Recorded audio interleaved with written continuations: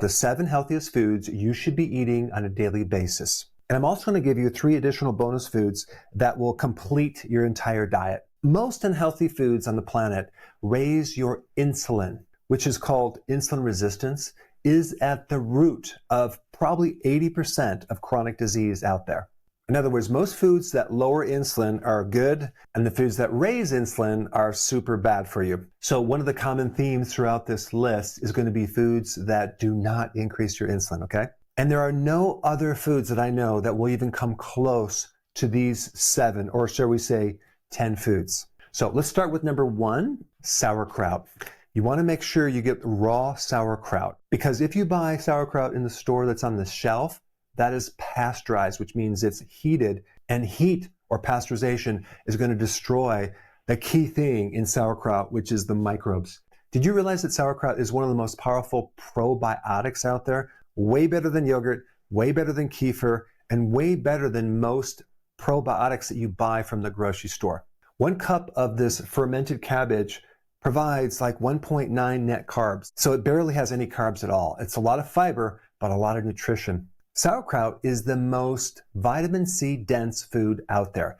In 1 tiny cup, you're going to get over 700 milligrams of vitamin C. That is 10 times the RDA, okay? Just from 1 little cup. It's a very easy vegetable to digest. Most people with digestive problems, especially if they have an ulcer or gastritis, can consume sauerkraut very easily. Sauerkraut also is loaded with something called glutamine, which actually heals the gut if there's inflammation.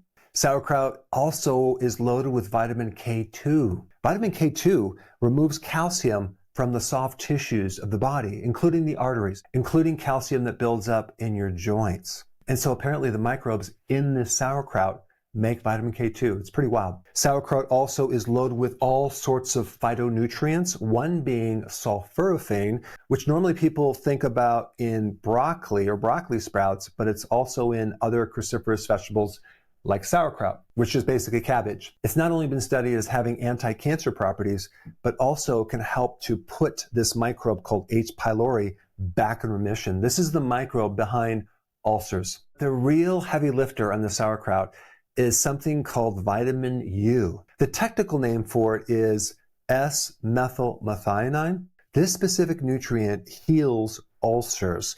It's great for inflammation in the stomach, but if you have any type of ulcers in your stomach, in your small intestine, in the large intestine, it goes in there and it builds up the mucus layer and it actually heals an ulcer. I would just put like a half a cup or maybe even 1 cup on your plate, and that's all you need per day. All right, let's go to number 2. Arugula is one of those vegetables that has very low amounts of oxalates. Oxalates can aggravate the joints. They can end up as kidney stones. But arugula is a very safe vegetable if you're concerned about kidney stones. But the big reason you want to consume arugula as your alternative lettuce for your salad is in what it can do for the inside of your arteries. It's one of those foods that gives you the highest amount of nitric oxide. Okay, now what is nitric oxide?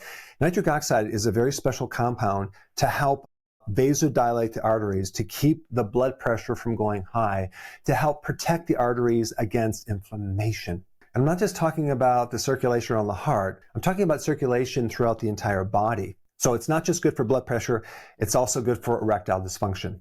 And out of all the foods on the planet, arugula has the most nitric oxide.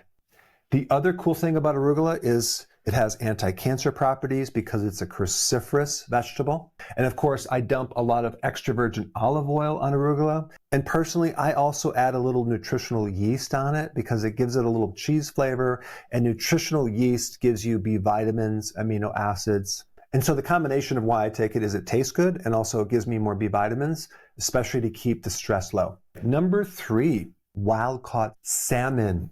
Wild-caught is kind of like the equivalent of organic. You're going to get something a lot better than farm-raised because with farm-raised, sometimes they use antibiotics. Sometimes they'll use certain additives that you don't want in that fish. And also they have to use like different pigments to color the salmon to make it look pink. But when you're consuming wild-caught salmon, it's just super healthy because it's out in the wild. Just 3 ounces of salmon equal 2,000 milligrams of omega-3 fatty acids. Now, what is an omega-3 fatty acid? It's a combination of 2 things.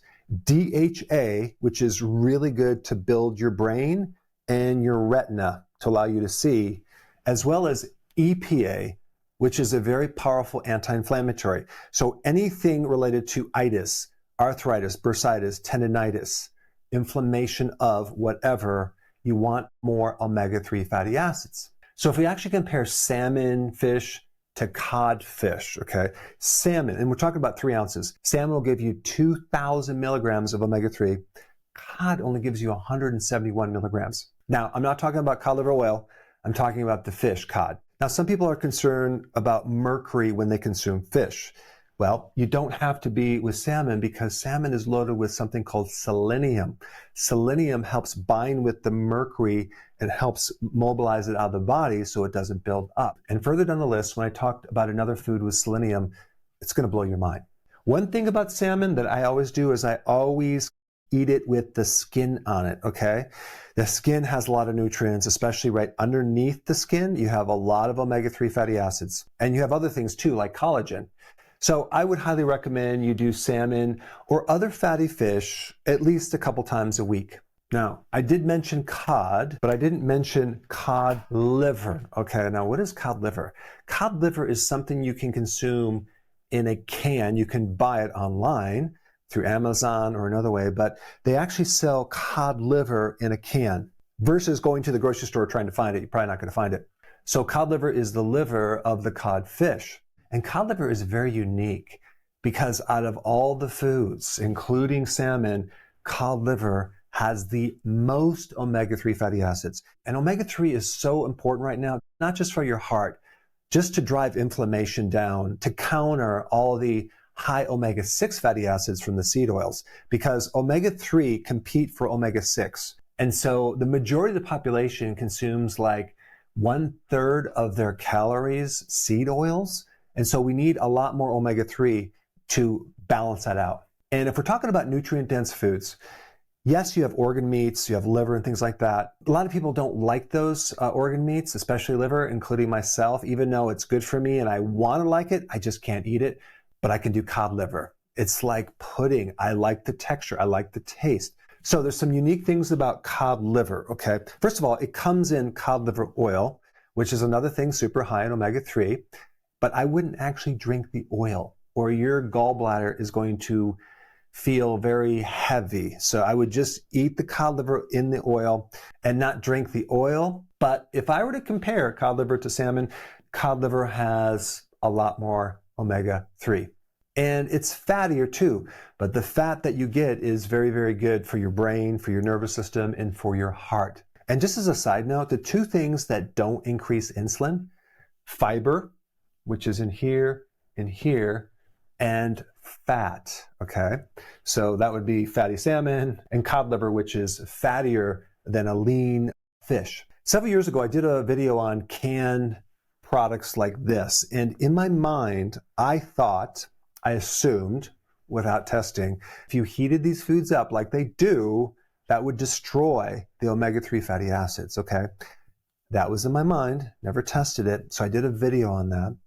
And then I felt a little weird about it because I didn't really do a test on it. So I went to the grocery store, I bought some canned tuna, I bought some cod liver, I bought some canned sardines, and I sent them to the lab because I wanted to see if the test aligned with what they were claiming. The report came back and I was like, wow, it actually does have the amount of omega-3s that they say it does. And so I deleted the other video, did a new video, and talked about that you can still retain omega-3 fatty acids with the heat that they do in the canning process. Number 5, hamburger. Probably is surprising you, right? You're probably thinking hamburger is a junk food, thinking about, well, you go to McDonald's, you buy a hamburger. I'm not talking about that hamburger, okay? That hamburger has meat in it from probably 200 or 300 different sources.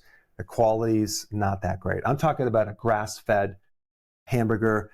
If you can find organic, that would be even better. But grass-fed hamburger is not only easy to digest, but it normally has a little more fat to protein. I would not buy the lean one. I would buy the one that's like an 80-20, a little bit fattier because of this. If you consume lean meat, you're going to raise a little more insulin than if it was more fat with that protein. Same thing with eggs. If you're doing the egg whites without the yolk, where the fat is, you're going to have a higher spike in insulin. In fact, out of all the types of protein that you can eat, the protein that is the highest on the insulin scale is whey protein powder because it's super low fat. There's no fat in whey protein. It's just pure protein. So what I recommend is that you consume protein with the fat that normally comes with that protein. So you're not going extra lean or low fat at all. You're going to find when you eat that protein with the fat, it's going to stay in your digestive system a little bit more, and you're going to get more absorption from the amino acids. It's not going to go through your body as fast because it's less refined. It's more natural. I consume a lot of hamburger, of course, without the bun. It just makes me feel good. All this data about red meat that people tell you causes cancer or diabetes is utterly ridiculous. It's absolutely not true. In fact, I healed my body on red meat, okay? Red meat, especially from animals that eat grass, is super high quality. It's very bioavailable. Hamburger also has a lot of other things, not to mention the B vitamins, zinc, iron, copper. It also has something called carnosine. And carnosine is like an anti-aging, antioxidant compound that just helps you live longer. Hamburger is also high in creatine. So people buy creatine all the time as a powder to increase their muscle growth. And so when you eat hamburger, you're getting like 350 milligrams per 100 grams. And hamburger will give you the type of iron that is the most bioavailable on earth, right? If you get iron from spinach, you're not going to even get close to the absorption as you would from meat. Number 6, Brazil nuts.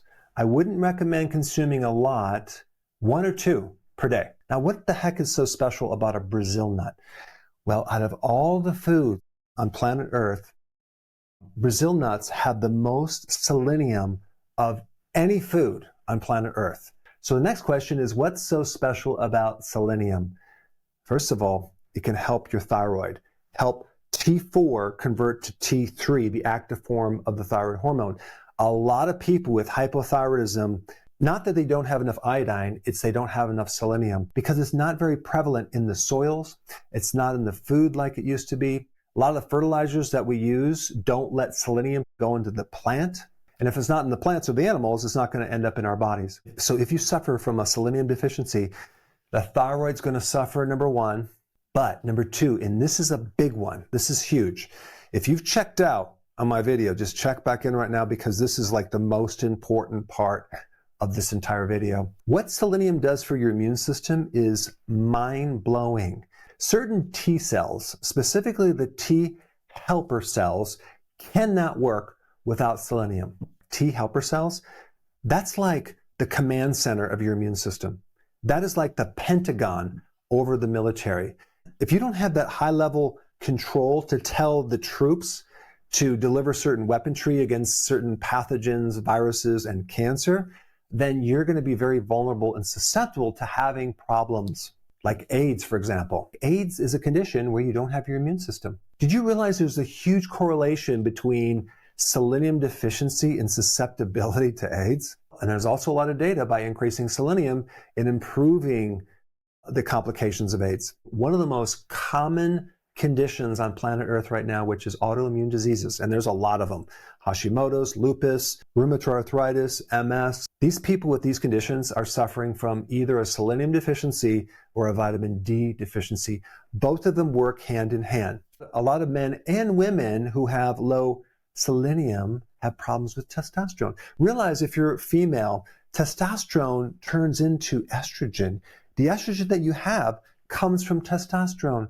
And also selenium protects the ovary to help someone become more fertile. It protects the testicle to be able to make the sperm more mobile. Selenium is also crucial in preventing your hair from falling out. And even think about a very common problem with hair loss, which is alopecia. That's an autoimmune disease. Selenium can greatly help that. Now, there's a problem with toxicity with selenium if you have like 20 nuts every day for months. So I'm only recommending you do 1 or 2 Brazil nuts every day.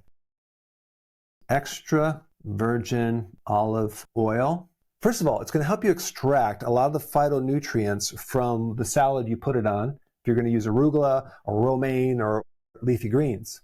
The way that you know it's the real extra virgin olive oil is you'll feel a little tickle, biting sensation in the back of your throat. I've consumed olive oil for years and I didn't know that because I was consuming probably an adulterated version, which wasn't even the real thing. You just buy it at the grocery store, it's really cheap. And there's a lot of corruption with olive oil. They mix it with different things. So you really have to just find a good brand that comes from either Spain or Italy or other countries. But I consume a lot of olive oil. It's good for your heart. It's good for your cells. It works as an anti-inflammatory and antioxidant. And the phytonutrients are 20 times stronger than green tea. It's also really good for the mitochondria, okay, the little energy factories in your cell. It's anti-clotting. Realize this, 90% of heart attacks are related to a blood clot, not plaquing. Same thing with the stroke. So extra virgin olive oil is really important to have in your diet. Now let's give you the bonus foods. Cheese. I'm talking about quality cheese, full fat cheese, raw cheese, aged cheese. Most of the cheese that I consume, I get it imported from another country, but that's not 100% because there are certain places in America that are doing it right. But cheese is a fermented product. So there's microbes in there. It's good for your gut, but cheese also is loaded with vitamin K2. Vitamin K2, from my viewpoint, is an anti-aging vitamin on steroids. It keeps the calcium from building up in the soft tissues in your arteries, as well as keeping the calcium from building up in your joints. And as you're aware of, when we get older, we calcify. We become very, very stiff, filled with calcium, not just in the joints and the arteries, but also even in our eyes and other tissues. The other thing that cheese has is something called CLA. It's a very interesting compound that can help you burn more fat. So we have cheese as a probiotic. It has butyric acid that can help feed our colon cells. And cheese is fermented, and so it eats up all the milk sugar, lactose, so it's very low carb. It's a high quality protein. The next bonus, chocolate. Now, I'm not talking about Hershey's chocolate kisses. I'm talking about dark chocolate. But you can actually do cacao, which is a powder, and you can mix that in something and take that, which I do that as well. But sometimes I'll get 85% dark chocolate as my dessert for the first meal, right around lunch. I don't consume chocolate late at night because it has certain type of stimulants.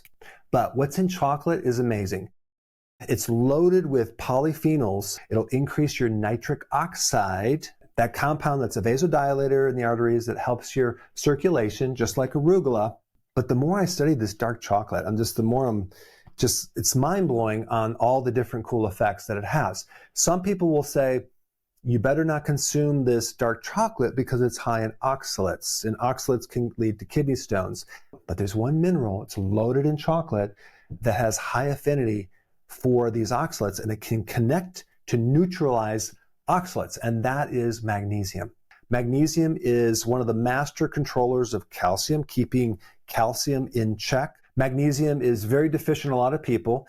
Magnesium helps your muscles, it helps lower cortisol, it helps your sleep, and it helps you create more energy in your mitochondria. And a lot of people that think they're craving chocolate really aren't craving chocolate.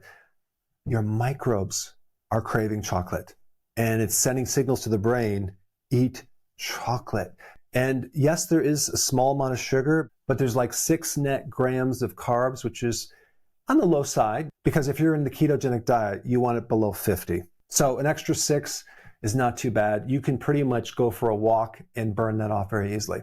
The last bonus, L-reuteri yogurt. Now, what is that? Well, I'm going to put a video down below so you can learn how to make this. You'll need a yogurt maker. If you don't want to bother with that, then maybe just do Bulgarian yogurt, which is also pretty good. But there's something very special about L-reuteri yogurt that I want to explain. L-reuteri as a microbe is something that's missing in the general population. We just don't have it anymore, especially if you've never been breastfed, especially if you've had antibiotics, you don't have it. And so it's such a key microbe because it helps increase muscle mass, it helps your sleep, it helps with increasing this hormone called oxytocin. Oxytocin is one of the most powerful hormones that lowers cortisol and stress, and it increases social impulses. So in this video, I show you how to make it yourself, and we make it and we keep it in the fridge. And when I first started making it, I started taking it. And about a week later, my wife's like, what the heck has gotten into you? I go, what do you mean? She goes, you want to like hug me 5 times a day. Like you never want to hug me. What is wrong with you? Keep eating the yogurt. I said, okay, I will. Good thing it's my wife's around. But it's pretty wild. This L-reuteri actually creates that effect. But really, it's the microbe that's sending a signal through the vagus nerve all the way up to our brain to tell something in our brain to make more. It doesn't actually give you more oxytocin. It triggers your body to make more. Isn't that wild? A lot of people have small intestinal bacterial overgrowth, SIBO, and that's where you get a lot of bloating in the small intestine. So a lot of the microbes that should be in the large intestine end up in the small intestine, and every time you eat, you just feel really bloated. And all you need is like a half a cup a day. Most people are eating the opposite of these foods, okay? They're eating refined foods. I want you to eat these foods just for 7 days to prove it to yourself. You will feel the best you've ever felt, ever, just by trying this. So please in the comment, tell me you're going to try this tomorrow, because you have to prepare for it, and then come back in 7 days and tell me how you feel. Before I go, I want to give you my daily reboot routine that I do every single day in a 1-page document. Presently, I am 60 years old. I actually feel like I am 18. I am way healthier now than I was when I was in my 30s, okay? Like by a factor of 10x. Now, once you've done that, I have another video that I want you to watch. And this one is how to make that L-reuteri yogurt. And for that information, watch this video right here.